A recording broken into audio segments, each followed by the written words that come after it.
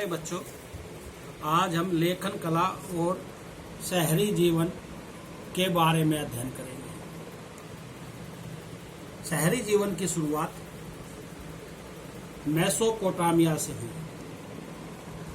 शहरी जीवन की शुरुआत कहाँ से हुई? मेसोपोटामिया से। मेसोपोटामिया दो शब्दों से, यूनानी भाषा के दो शब्दों से मिलकर बना है, जिनमें मेसोस का मतलब है मध्य और पोटेमास का मतलब है नदी।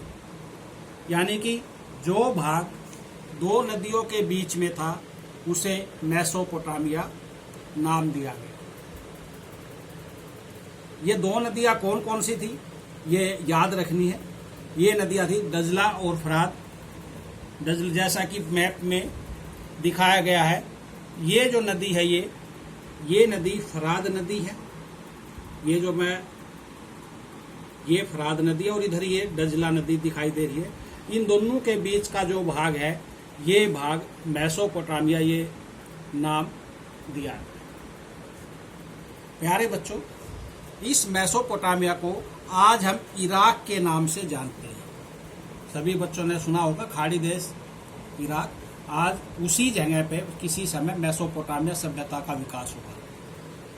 ये सभ्यता अपने समय की एक महत्वपूर्ण सभ्यता थी, विकसित सभ्यता थी। इसके हम भूगोल के बारे में अध्ययन करेंगे। मेसोपोटामिया का भूगोल कैसा है? इसका पूरा उत्तर जो भाग है वहाँ हरे भरे पेड़ होते थे, हरा भरा मैदान था, पेड़ों से घिरी हुई पर्वत श्रृंखलाएं थी। वहां याद हो गया? हरा भरा मैदान, पेड़ों से घिरी हुई पर्वत श्रृंखलाएं।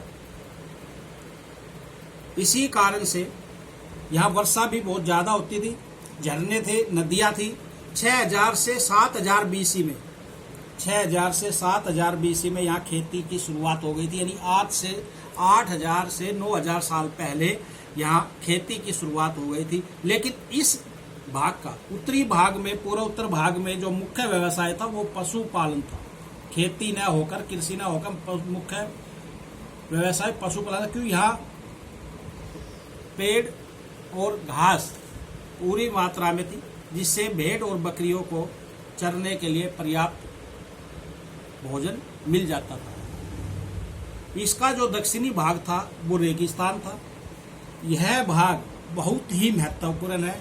क्यों? लेखन कला की शुरुआत जो हुई है, लेखन कला की शुरुआत इसी दक्षिणी मेसोपोटामिया के हिस्से से मानी जाती है। यह भाग क्यों महत्वपूर्ण है? क्यों? यहाँ से जो उत्तरी भाग से दजला और फरात जो नदी जो दिखाई दे रही है, ये दजला और फरात नदियाँ दक्षिणी भाग में आती थी और अपने साथ उपजाऊ मिट्टी लाती थी। इस ये नदियाँ छोटी छोटी श्रृंखला मतलब शाखाएं में बट रही, जिससे कि जो उपजाऊ मिट्टी आती वो वहाँ पे खेतों में या वहाँ की भूमि में फैल जाती और ये उपजाऊ क्षेत्र हो जाता, रेगिस्तान होने के बावजूद भी। और यहाँ वर्षा कम होती जब भी यहाँ खेती अच्छी होती थी। क्यों? यहाँ से उपजाऊ मिट्टी आती, सिंचाई के लिए नदियाँ नहरों का काम करती, नदी के पानी से सिंचाई होती, उपजाऊ मिट्टी आती ही, इसलिए यह भाग महत्वपूर्ण है। इसके अलावा ये नदियाँ जो है, ये नदियाँ परिवहन का काम भी करती, इन नदियों से परिवहन का काम भी लिया जाता। और इस भाग में गेहूं, जो मटर और मसूर की पर्याप्त मात्रा में खेती होती थी और यह अपने समय के उन्नत खेती वाले क्षेत्रों में, उपजाऊ क्षेत्रों में माना जाता था। यहाँ पे मेसोपोटामिया में आपने समझा कि भेड़ और बकरियां खूब पाली जाती थी, तो यहाँ मांस की, दूध की और ऊन की किसी प्रकार की कमी नहीं थी। नदियाँ पर्याप्त संख्या में थी, नदियों में मछलियाँ खूब मिलती थी, जिससे खाने का किसी प्रकार की कोई कमी नहीं थी।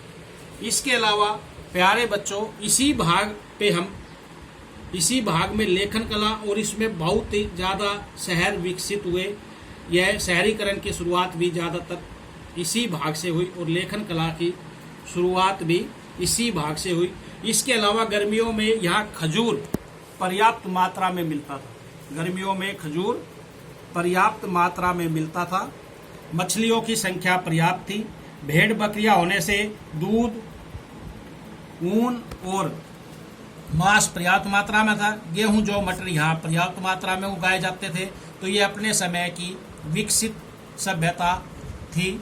तो प्यारे बच्चों, अब आज हमने पढ़ा, मैं एक बार मेन उसके पॉइंट रिवाइज करा दूं। एक, शहरी जीवन और लेखन कला की शुरुआत मेसोपोटामिया। 2, मेसोस ये यूनानी भाषा का शब्द है, मध्य है, और पोटेमास नदी। 2 नदियां जिनके बीच में भाग था मेसोपोटामिया। कौन कौन सी नदियां थी? दजला और फरात। इसके अतिरिक्त यहाँ उत्तर भाग पर्वत श्रृंखलाएं, पेड़, जंगली फूल, घास के स्टेपी मैदान, पशुपालन उस भाग का मुख्य व्यवसाय, भेड़ बकरियां, दूध, ऊन, मांस। इसके अलावा दक्षिणी भाग महत्वपूर्ण, उत्तर से उपजाऊ मिट्टी, खेती पर्याप्त मात्रा में होती। खेती में गेहूं, जौ, मसूर और मटर। मछलियां खूब मिलती नदियों के कारण। खजूर की मात्रा अच्छी थी, वहां खजूर के फल को बहुत मिल जाते थे। तो ये महत्वपूर्ण सभ्यता थी। तो हमें ये इन बातों को याद रखना है। शहरीकरण, शहरी जीवन, लेखन कला की शुरुआत, मेसोपोटामिया नदियों के बीच, नदियां डजला और फरात, कौन कौन सी फसलें, कौन कौन से जानवर और क्या क्या इसमें होता था। धन्यवाद।